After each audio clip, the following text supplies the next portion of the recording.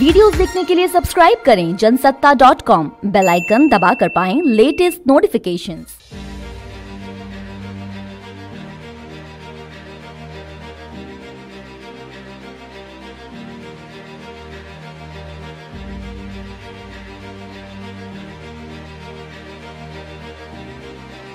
नमस्कार, जनसत्ता में आपका स्वागत है। भारत की पूर्व प्रधानमंत्री इंदिरा गांधी ने साल 1942 में फिरोज गांधी से शादी की थी। दोनों की शादी का उस समय काफी विरोध भी हुआ था, जिसकी वजह थी इंदिरा का हिंदू और फिरोज का पारसी होना। इन सब चीजों को नजरअंदाज कर इंदिरा के पिता पंडित जवाहरलाल नेहरू ने दोनों की शादी धूमधाम से करने का फैसला किया था। आनंद भवन में दोनों की शादी के मौके पर देश की नामी शख्सियतों को आमंत्रित किया गया था।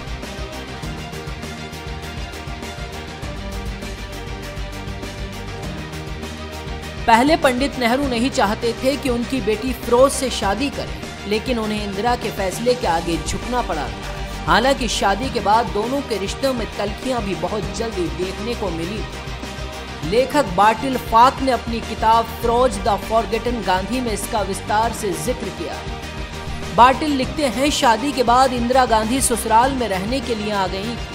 इंदिरा गांधी ने शादी के बाद पहले दिन से ही फिरोज के परिवार और अपने बीच एक लकीर खींच ली थी। वो कभी ससुराल के किसी रीति रिवाज को नहीं मानती थी और उन्होंने ससुराल से भी एक तरह से दूरी बनानी शुरू कर दी थी। 1984 में फिरोज के भतीजे सरूश गांधी ने भी इसका जिक्र किया था। सरूश ने बताया था कि भले ही इंदिरा गांधी की शादी हमारे परिवार में हो गई थी, लेकिन वो कभी इस बात को नहीं भूल पाई थी कि वो नेहरू की बेटी। वो परिवार के बीच खुद को अलग पाती थी और बाकी सदस्य से खुद को अलग रखती थी।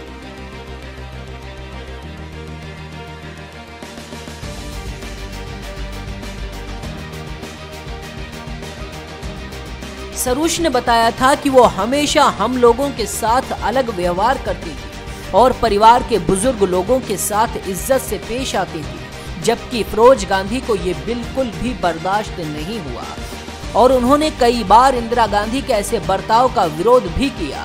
यहीं से दोनों के रिश्तों में मतभेद की शुरुआत हो गई। साल 1960 में फिरोज गांधी के निधन के बाद इंदिरा गांधी के स्वभाव में एक बदलाव देखने को मिला। वो काफी हद तक अमीर गरीब का फर्क मिटा चुकी, क्योंकि वो उस वक्त देश की प्रधानमंत्री।